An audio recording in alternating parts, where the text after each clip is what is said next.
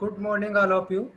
Myself, Dr. H.S. Yadav, assistant professor chemistry. आज अपन एक ऐसा टॉपिक डिस्कशन करने जा रहे हैं जो कॉम्पिटिटिव एग्जाम और थ्योरेटिकल एग्जाम के हिसाब से वेरी वेरी इंपॉर्टेंट है। देखो, इस टॉपिक का नाम है effect of substituents on phenol. Phenol के ऊपर कोई भी सब्स्टिट्यूएंट्स जुड़ा रहता है तो उसके ऊपर जो एसिडिक स्ट्रेंथ है उसका क्या असर पड़ता है, या एसिडिक स्ट्रेंथ बढ़ जाती है या घट जाती है, वो आज अपन यहाँ पे डिस्कशन करेंगे। देखो, comparative study phenol, carboxylic acid और एल्कोहल की अपन इससे पहले वाले वीडियो में कर चुके हैं, लेकिन जो आज का वीडियो है वो सब्स्टिट्यूएंट्स के जो इफेक्ट क्या पड़ता है फिनोल के ऊपर उसको लेकर के। तो देखो, आपको पता है कि दो प्रकार के सब्स्टिट्यूएंट्स होते हैं, एक इलेक्ट्रॉन रिलीजिंग होता है और एक होता है इलेक्ट्रॉन विड्रॉइंग। ठीक है, तो देखो, इलेक्ट्रॉन रिलीजिंग सब्स्टिट्यूएंट्स का मतलब होता है कि इलेक्ट्रॉन को रिलीज कर रहा है या दे रहा है। तो यहाँ पे यदि फिनोल के ऊपर ये इलेक्ट्रॉन रिलीजिंग ग्रुप जुड़ा हुआ है, ठीक है, तो ये जो बेंजीन की रिंग है फिनोल में, ठीक है, तो उसके ऊपर इलेक्ट्रॉन को ये डोनेट करते हैं, या कहने का मतलब देते हैं या रिलीज करते हैं। तो देखो, इलेक्ट्रॉन रिलीजिंग ग्रुप के रूप में जैसे CH3 ग्रुप हो गया, OCH3 ग्रुप हो गया और NH2 ग्रुप हो गया, ये सब किस प्रकार का बिहेव करते हैं, इलेक्ट्रॉन रिलीजिंग का। ठीक है, दूसरे प्रकार के सब्स्टिट्यूएंट्स होते हैं इलेक्ट्रॉन विड्रॉइंग सब्स्टिट्यूएंट्स। ठीक है, देखो, नाम से स्पष्ट हो रहा है कि इलेक्ट्रॉन विड्रॉइंग का मतलब होता है कि इलेक्ट्रॉनों को अपनी तरफ आकर्षित करना या खींचना। ठीक है, तो देखो, ऐसे कौन से ग्रुप होते हैं, जैसे NO2 ग्रुप हो गया, साइनाइड ग्रुप हो गया, SO3H ग्रुप हो गया, कार्बोक्सिलिक ग्रुप हो गया, COOH, क्लोराइड ग्रुप हो गया और CHO ग्रुप हो गया, और भी हो सकते हैं। ये क्या करते हैं कि जो बेंजीन होती है, बेंजीन में से रिंग, जो बेंजीन रिंग है उनमें से इलेक्ट्रॉन को क्या करते हैं, विड्रॉ करते हैं। ठीक है, अब देखो, यहाँ पे दो इफेक्ट है। ठीक है, एक तो इलेक्ट्रॉन रिलीजिंग के द्वारा और एक इलेक्ट्रॉन डोनेटिंग के द्वारा। ठीक है, तो अपन यहाँ पे दोनों की एक कंपेरेटिव स्टडी करते हैं। ठीक है, तो यहाँ पे देखो, यदि कोई इलेक्ट्रॉन रिलीजिंग ग्रुप जुड़ा हुआ है, ठीक है, तो डिक्रीज एसिडिक स्ट्रेंथ, तो उस फिनोल की क्या हो जाती है, एसिडिक स्ट्रेंथ डिक्रीज हो जाती है। क्यों हो जाती है, देखो यहाँ लिखा हुआ है कि due to increase negative charge on oxygen, oxygen के ऊपर नेगेटिव चार्ज इंक्रीज हो जाता है। ठीक है, अर्थात जो ऑक्सीजन एटम है उसके ऊपर जो नेगेटिव चार्ज की डेंसिटी है वो क्या हो जाती है, बढ़ जाती है। बढ़ने के कारण से क्या होता है, नॉट इजीली रिमूव प्रोटॉन, तो वहां से जो फिनोल के ऊपर जो प्रोटॉन बाहर निकलने वाला है, अर्थात जो एसिडिक नेचर शो करता है प्रोटॉन से, वो इजीली रिमूव नहीं होता है। और ये ग्रुप क्या करते हैं, स्टॉप डीलोकलाइजेशन, डीलोकलाइजेशन को भी क्या कर देते हैं, बाधित कर देते हैं, और डिक्रीज एसिडिक पावर, अर्थात एसिडिक स्ट्रेंथ को घटा देते हैं। लेकिन जब इलेक्ट्रॉन विड्रॉइंग ग्रुप जुड़ा होता है तो ये क्या करते हैं, increase acidic strength, acidic strength को बढ़ा देते हैं। क्यों बढ़ाते हैं, देखो ये भी देखते हैं कि जब बेंजीन रिंग में से अगर इलेक्ट्रॉन को विड्रॉ कर रहे हैं तो जो फिनोल में जो OH समूह जुड़ा हुआ है उसमें ऑक्सीजन एटम से ये इलेक्ट्रॉनों को रिंग की तरफ खींचेंगे। तो जो ऑक्सीजन एटम है उसके पास में इलेक्ट्रॉन की क्या आ जाती है, कमी आ जाती है। कमी आने के कारण से प्रोटॉन इजीली रिमूव हो जाता है। अर्थात देखो यहाँ पे लिखा है इजीली रिमूव प्रोटॉन। क्यों, क्योंकि वहां पे इलेक्ट्रॉन डेंसिटी कम होगी, अर्थात कहने का मतलब पॉजिटिव, पार्शियली पॉजिटिव करेक्टर आ जाते हैं वहां। तो stabilisation increase of phenoxide ion, तो इजीली प्रोटॉन रिमूव हो जाएगा और जो फिनोक्साइड आयन बनेगा वो रेजोनेंस के द्वारा स्टेबलाइज हो जाएगा। इसी कारण से मोर एसिडिक पावर शो करेगा। ठीक है, अब देखो अपन देखते हैं नेक्स्ट कि यहाँ पे 1 मिनट, हाँ, इसके बाद में आता है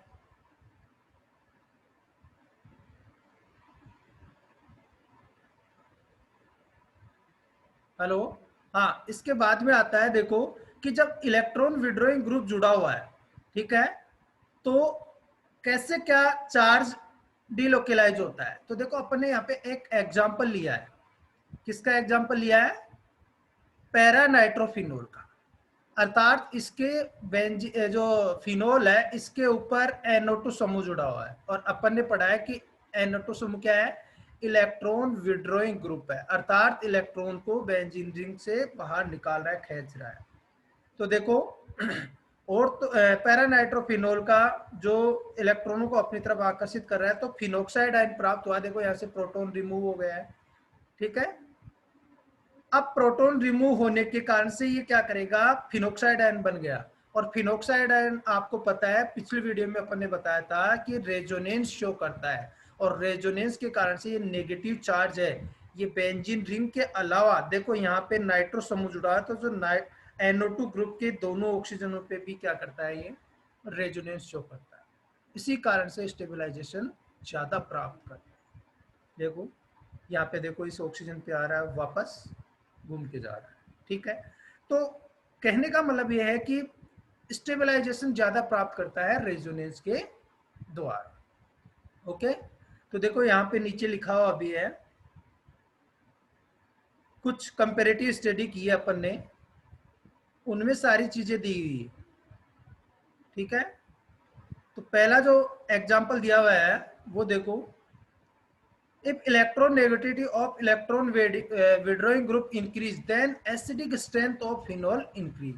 ये कहा जा रहा है कि जितनी ज्यादा इलेक्ट्रॉन नेगेटिविटी करेक्टर किसमें? इलेक्ट्रॉन विड्रॉइंग ग्रुप में इंक्रीज होंगे, उतना ही एसिडिक स्ट्रेंथ फिनोल की बढ़ती जाएगी। यहाँ पे देखो अपन ने एग्जांपल लिया है, देखो फिनोल के ऊपर एक तो Cl समूह जुड़ा है, एक Br जुड़ा है ब्रोमाइड, एक आयोडाइड और एक फ्लोराइड, और एक सिंपल क्या है? फिनोल, ठीक है। तो देखो सबसे पहले तो ये कि सिंपल फिनोल की एसिडिक नेचर सबसे कम होगा इनमें। क्यों? क्योंकि फिनोल के ऊपर कोई इलेक्ट्रॉन विड्रॉइंग ग्रुप नहीं जुड़ा हुआ, ठीक है। जबकि इन चारों में इलेक्ट्रॉन नेगेटिविटी अर्थात इलेक्ट्रॉन विड्रॉइंग ग्रुप जुड़ा हुआ, तो ये इजीली प्रोटॉन रिमूव करेंगे। तो जो सिंपल फिनोल है इसकी तुलना में उनका एसिडिक पावर क्या होगा? ज्यादा। अब देखो आपको पता है कि इलेक्ट्रॉन नेगेटिविटी का ऑर्डर हैलोजन का क्या होता है? सबसे ज्यादा फ्लोरीन की, फिर क्लोरीन की, फिर ब्रोमीन की, फिर आयोडीन की, ठीक है। तो सबसे ज्यादा इलेक्ट्रॉन को विड्रॉ कौन करेगा? फ्लोरो ग्रुप, उससे कम क्लोरो, फिर ब्रोमो, फिर आयोडो। तो सबसे ज्यादा एसिडिक स्ट्रेंथ किसकी होनी चाहिए? फ्लोरोफिनोल की होनी चाहिए। बिल्कुल सही है, लेकिन यहाँ पे एक दूसरा इफेक्ट और लगता है। कौन सा? Hydrogen bonding, intramolecular hydrogen bonding. अर्थात यहाँ पे जो प्रोटॉन है वो और जो फ्लोरीन है, इन दोनों के बीच में एक बॉन्डिंग और क्रिएट हो जाती है जिसको बोलते हैं हाइड्रोजन बॉन्डिंग। देखो नीचे दिखाया हुआ भी है यहाँ पे हाइड्रोजन। तो हाइड्रोजन बॉन्डिंग के कारण से यह आसानी से प्रोटॉन को क्या नहीं करता है? रिमूव नहीं करता है, ठीक है। तो इसका जो एसिडिक स्ट्रेंथ है वो सबसे कम होता है, ठीक है। लेकिन इनमें